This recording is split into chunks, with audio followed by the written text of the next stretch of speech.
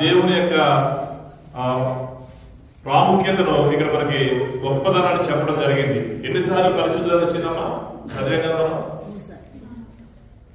ఎన్నిసార్లు వచ్చిందమ్మా చెప్పాలి. చదువు లెక్కలు వాక్యం చదివే కదా. ఎన్నిసార్లు మనం పరిశుద్ధతను ఉచ్చరించాం కదా? 3 సార్లు.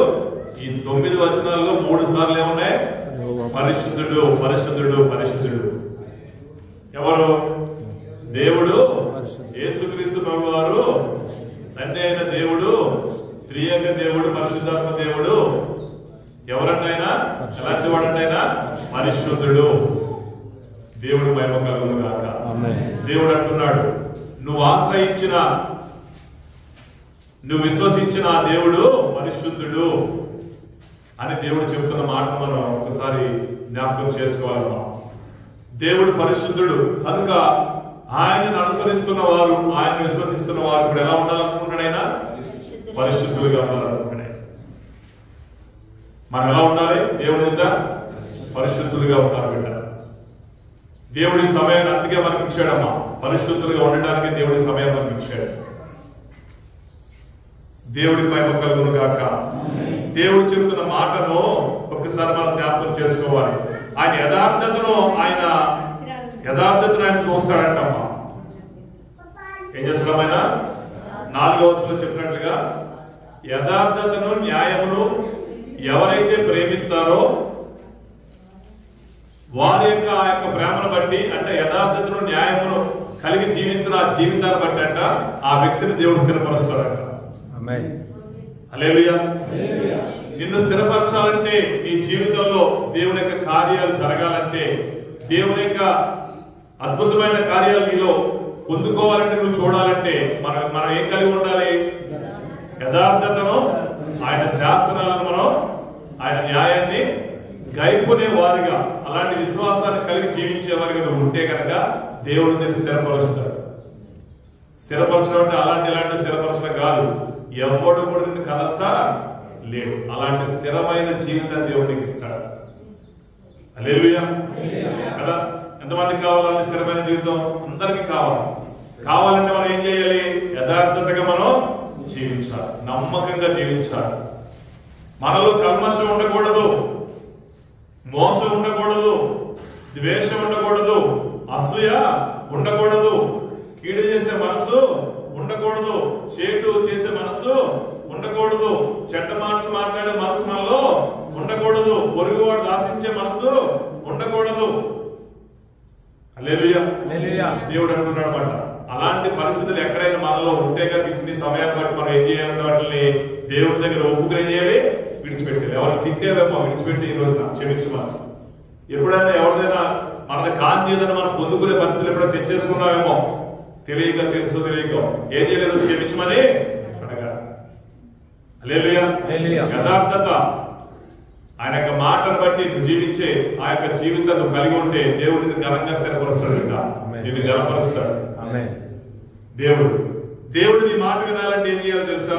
దేవుడు అన్న మాట ఒకసారి గుర్తు చేసుకోండి. అక్కడ దేవుడు అంటున్నాడు, మోషే, అహరోనులు, సమూయేలు గురించి ఇక్కడ దేవుడు ప్రస్తావించాడు. 3 వ్యక్తుల గురించి. మోషే, అహరోను, సమూయేలు.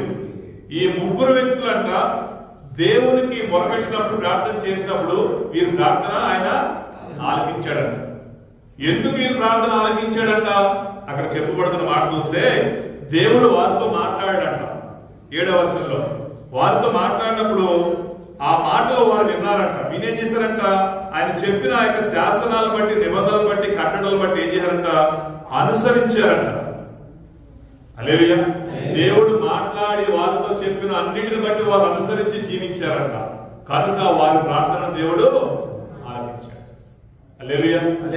నీ ప్రార్థన దేవుడు ఆలకించాలంటే, నీ మొర దేవుడు ఆలకించాలంటే, నీ జీవితంలో దేవుడు కార్యాలు జరిగించాలంటే, నాడు మోషే ప్రార్థన విన్నట్లుగా, అహరోను ప్రార్థన విన్నట్లుగా, సమూయేలు ప్రార్థన విన్నట్లుగా, వారి ప్రార్థన వినడానికి కారణం ఏంటంటే వారికి దేవుడు చెప్పినట్లుగా వారు జీవించారు కనుక వారి ప్రార్థన విన్నాడంట. ఈ రోజు నీ ప్రార్థన, మన ప్రార్థన దేవుడు వినాలంటే మనం ఏం చేయాలమ్మా? దేవుడు చెప్పినట్లుగా మనం జీవించాలి. దేవుడు చెప్పినట్టుగా మనం జీవిస్తే దేవుడిని ప్రార్థన ఆలకిస్తాడు బిడ్డ. నువ్వు ప్రార్థిస్తే ఆయన చెవులు మందము లేదు, నా చెవులు మందము కాదంటాడు ఆయన. నా చెవులు ఎలా ఉన్నాయంట? చేమ చెట్టుకుమంటే వినే శబ్దం కలిగిన దేవుడు ఆయన. నీ ప్రార్థనకి ఆయన చెవి ఒగ్గి ఉన్నాడు. అంటే నువ్వు ఏం మాట్లాడతావా, నువ్వేం అడుగుతావా అని ఆయన ఎంతగానో చెవి నీ మీదే పెట్టి ఉన్నట్టుగా దేవుని యొక్క వాక్యం తెలియపరుస్తుంది. నా ప్రార్థన దేవుడు వినట్లేదని అనుకోకూడదు. దేవుడు వింటాడమ్మా. వినే దేవుడు, సజీవుడైన దేవుడు అయినా నీ ప్రార్థన వినడానికి చెవి ఒగ్గి అని అన్నట్టుగా చెప్పిన మాట ఇచ్చిన దేవుడు ఈ మాట వింటాడు. కానీ నువ్వేం చేయాలి? మన మాటలు ఆయన చెవికి వెళ్ళాలంటే ఏం చేయాలి? అడ్డం పడిపోయి ఉంటాయి. ఏం అడ్డపడతాయి? మన మాటలంట ఆయన వినకుండా అంటే ఏమడ్డపడతాయి? మన పాపాలు, దోషాలు అడ్డపడతాయి. ఏం అడ్డపడతాయమ్మా? మన పాపములు, మన దోషములు, మన ప్రార్థన దేవుడి సన్నిధికి చేరకుండా ఇవి అడ్డుగోడగా నిలుస్తాయంట. కనుక ఏం చేద్దాం ఈరోజు? ఏ ప్రార్థన అయితే ఆయన వినపడకుండా, ఏ పాపాలు, అతిక్రమాలు అయితే అడ్డగోడగా ఉన్నాయో అన్నింటినీ ఏం చేద్దాం ఈరోజు? పూర్తి చేద్దాం. ఆమేన్. ఏం చేయాలమ్మా? పూర్తి చేద్దాం, తీసేద్దాం. దేవుడి మహిమ కలుగును గాక. ఎలా తీసేద్దాం? శ్రమ పడకలేదు. ఈ రోజు నువ్వు విశ్వాసంతో, నమ్మకంతో, యథార్థంగా, మనపూర్వకంగా దేవుడి దగ్గర నువ్వు క్షమాపణ అడిగినట్లయితే దేవుడు ఈ రోజు నీ ప్రార్థన వినకుండా ఆటంకాలు ఏవైతే అన్ని దేవుడు తీసేయబోతున్నాడు.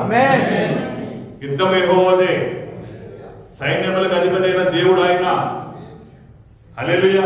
చేయాల్సిందల్లా ఒకటే, హృదయపూర్వకంగా నువ్వు ఏదైతే ఆత్మ నీ మీద దోషారోపణ చేస్తుందో, ఏ విషయాలలో నీ మీద నిందిస్తుందో, ఆ నిందించే ఆలోచనలన్నింటినీ నువ్వు గుర్తించి వాటి దగ్గర ఏం చేయాలి? ఈరోజు విడిచిపెట్టి దేవుడి దగ్గర ఒప్పుకొని విడిచిపెట్టి.